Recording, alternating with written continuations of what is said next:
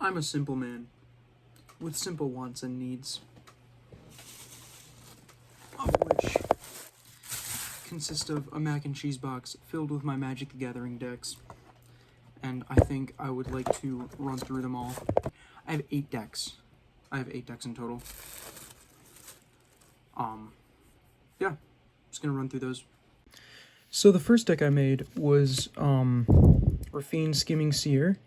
Now, Rafine, she's a Sphinx demon. She has, whenever I attack, target creature I control connives X, where X is the number of attacking creatures. So basically what that means is, for however many creatures I'm attacking with, I choose one creature to connive that many times. And conniving is, I draw that many cards, and then I discard that many cards, and for however many discarded cards that are non-lands, I get to put that many +1/+1 counters on that target creature. So this is all about getting a bunch of little guys out to then have Rafine out on the board, and then deal a bunch of commander damage with Rafine, or just deal unblockable damage with some creatures that I have in the deck itself. But a lot of the big cards that are in here that synergize and work really well is Elspeth Sun's Champion. She's a planeswalker that I can use to create little warriors for me, so I can get that number on Rafine up. Navineral Urborg Tyrant, which is actually really good. He's hexproof from most things, and then also he's a really good board wipe. When he dies, I can just pay 1 mana to destroy pretty much everything. Toulouse Clever Conductor is really good as well. She also works with Connive, and then she has, whenever I discard a card, so really whenever I connive, I instead exile that card. And then when Toulouse dies, I can put all of those exiled cards back into my hand so I can use them again. Quasar, she deals 1 damage to an opponent. I gain 1 life whenever I draw a card, which I'm drawing a lot, so that's really good. And just like that, Feast of Sanity, which is the same but with discard instead. So whenever I would discard a card, I deal 1 damage to any target and I gain 1 life. And then I have a couple of cards like Cut Your Losses, which is I can choose any player to mill half of the library rounded down. And the reason I have that is either to mill my opponents or to mill myself and try to win with Jace, Wielder of Mysteries. He has, if I were to draw a card while my library has no cards in it, I instead win the game. And just in case I end up, discarding Jace or milling Jace on accident, I have this person here, Oracle of Tragedy, which when she enters allows me to return 4 cards from my graveyard back into my library as long as their mana values are above 3. And since Jace is above 3, usually the play is to play her, return Jace into my library, and then I can play him later just in case, I'm about to mill myself out. But, yeah, this is the first deck I've made, and it was since heavily revised. I just went through it a couple days, actually, and did a pretty big rework, but I'm really happy with it. It's really fun to play, and, yeah, I'm just really glad that, my first deck still holds up pretty well. Now, deck number 2 doesn't require nearly as much explanation as as Rafine does, but I know I'm going to get a lot of flack for it. I have a Atraxa deck. Now, Atraxa is the actual number 1 commander in the format, and the reason for that is she's a great card. So she's 4 of the 5 mana colors. She's all but red, which this color combo is called Witch. She's a 4/4 with Flying, Vigilance, Death Touch, and Lifelink. None of that matters on this card. All that matters is this right here. At the beginning of my end step, Proliferate. Now, what Proliferate means is you can choose any number of creatures or permanents or players with counters on them, and you can add all of those counters that they have on that permanent or creature, whatever. So what that means is if you have creatures with +1/+1 counters on them, you can choose all of those creatures and they will all get an additional +1/+1 counter. Or, in this case, my deck is actually a poison deck. So I have a bunch of creatures to apply poison to a player, and then as long as I just have Atraxa out and can keep her out, it's just a ticking time bomb until they eventually die. It's a very simple deck. It's efficient. I'm really proud of it. It does get kind of screwed up because it's 4 of the 5 mana colors, so it can be a little tricky, but I think my mana base is okay. I could probably work on it a little bit more, but overall, I'm really happy with it. This is a sweet pull. I didn't even, like, really know how good it was until I sent it to my friend, because I was like, oh, look, I got a mythic foil, that's cool. And my roommate was like, dude, that is insane. I'm gonna hate to play against that. And yeah, it's a really fun deck. So this here is actually probably one of my favorite decks. It's a Selesnya Counters deck that I made with Dritsto Erden as the commander. Now, if you don't know, Dritsto Erden is actually a character from a book series called The Legend of Dritz, made by R.A. Salvatore, and I absolutely love the books so much. It's like some of the only books I can actually really get into. But yeah, I looked up, and this is a really cheap card, especially for how good it is. I really like this card, and I really like the deck. I think it works really well together. It's a Voltron deck, so it basically means I have a lot of auras and equipment that I can cast to equip my creatures with it to buff them up, mainly Dritz, so he can deal a bunch of commander damage all at once. Now, what Dritz has is when he enters, I make a little panther guy, the panther that's on here actually, I make a second creature basically alongside him, and then whenever a creature dies, Dritz gets a power. If it has a power greater than Dritz, he gets +1/+1 counters equal to the difference. So I have a funny card here actually, Force of Savagery. Force of Savagery is a funny card because as soon as he resolves, he dies because his toughness is 0, but his power is 8. So if I have Dritz on the board and then I play Force of Savagery resolves, he dies, but because he has 5 more power than Dritz, Dritz will get 5 +1/+1 counters, effectively making him an 8/8. But he also has Double Strike right here, which means if he deals damage directly to you and his power is 8/8, he actually does 16 damage, and he only needs to do 21 commander damage to you to effectively kill you. Another fun card I have in here is Caddy of Mithril, which is another character from Dritz. I would have loved to put Brunner Battlehammer and Wolfgar into this deck as well. Unfortunately, they're not Selesnya. Wolfgar is Gruul, which is red-green, and then Brunner is Boros white-red.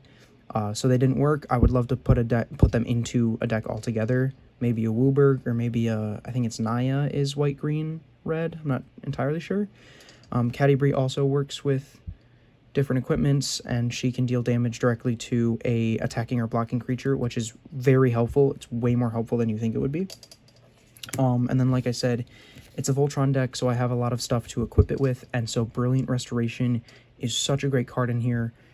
If my, auras, if creatures with auras attached to them die, auras hit the graveyard, or if somebody destroys my artifacts, then all of my equipment's gone. But with this Brilliant Restoration, I bring all of them back to the battlefield in one moment, and it's such a huge play, and it can literally flip the game from, like, me losing to me literally winning in one turn, and it's such a great card.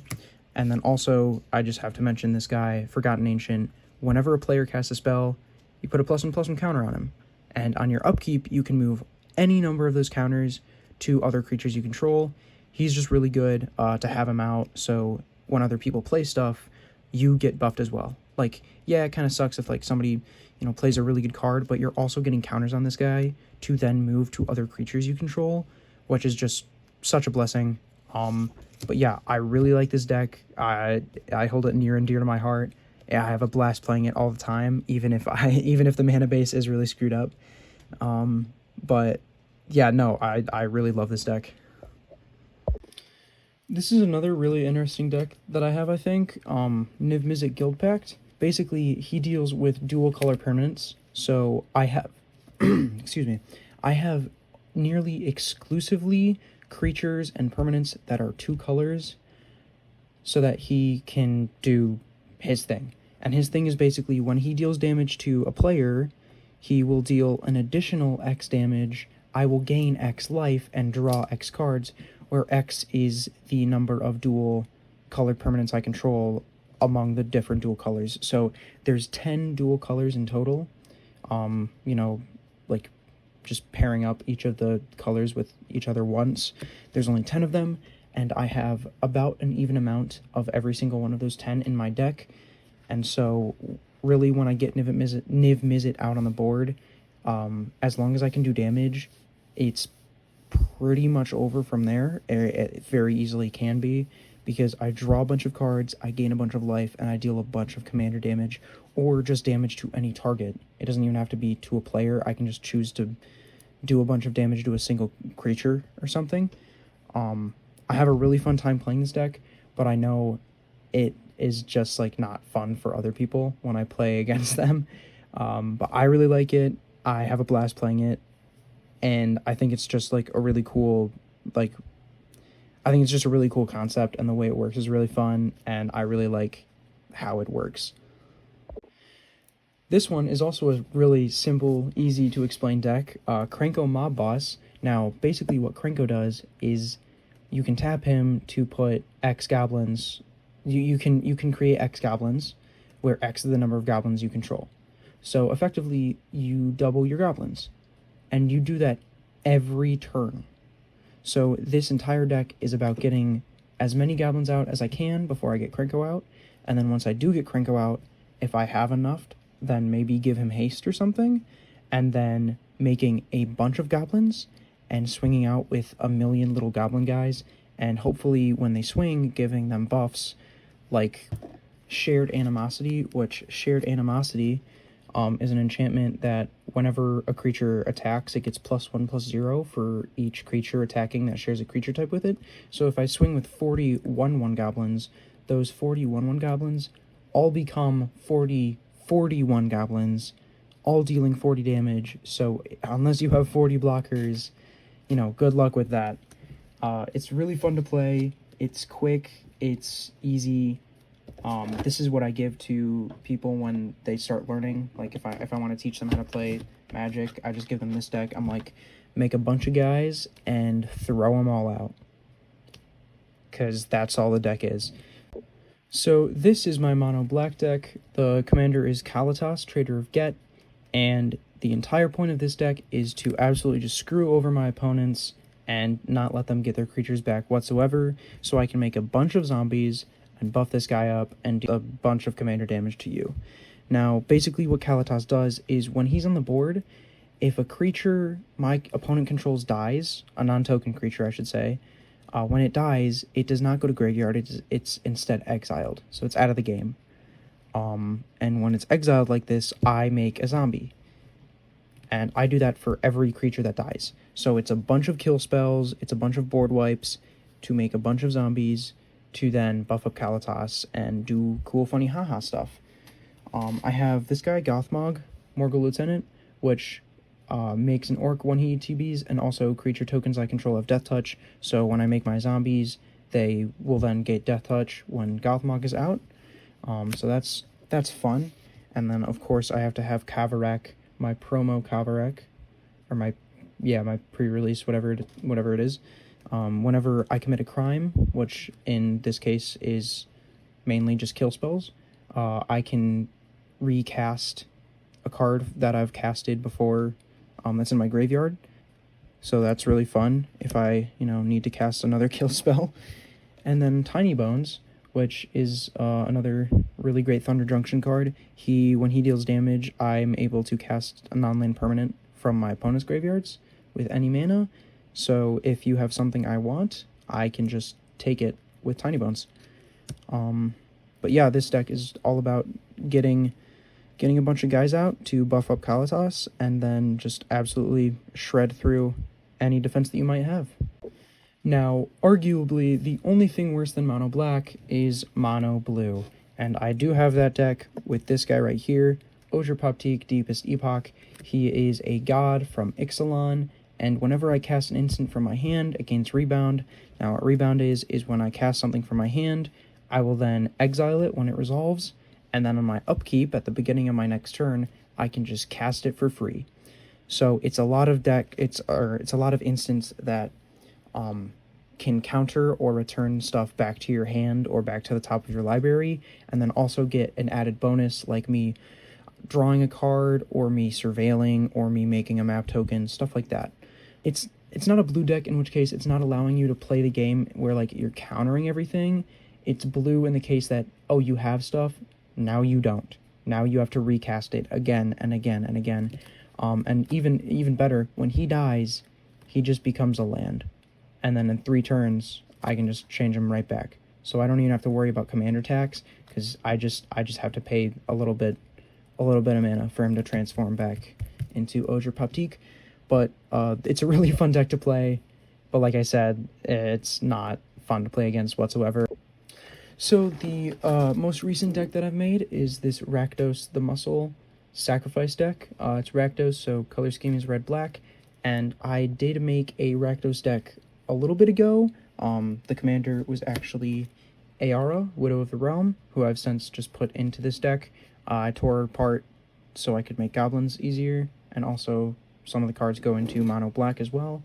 But basically the entire point of this deck is to make a bunch of creatures to then sacrifice. I just kill all my own creatures, so then Rakdos can help me cast a bunch of spells to do a bunch of damage. So I have sack outlets like Vampiric Rites. I really like this one. It's a great sack outlet. It lets you draw cards and gain life. And then also this guy here, just other things that will work off of sacrificing my own creatures. But yeah, I haven't played this deck a whole bunch. I definitely plan on making it better, you know, depending on what I need to add or take away, you know, stuff like that. It's a lot of treasure creation as well. So the mana base is pretty fine, but I know probably some permanents I have in here aren't like the greatest, and they probably don't synergize super well. But nonetheless, it is still pretty fun to play from what I have played of it. And yeah, I'm just really passionate about Magic, and I'm really excited to like make more decks and just update the ones that I have. I think it's really fun. It's been a hobby of mine for the past few months, like huge hobby of mine, and I've poured too much money into it to have it stop being a hobby. Hope this gave you some insight if you don't know Magic, and I'll probably make a video explaining how to play the game maybe. Anyways, thanks for watching. Have a good one.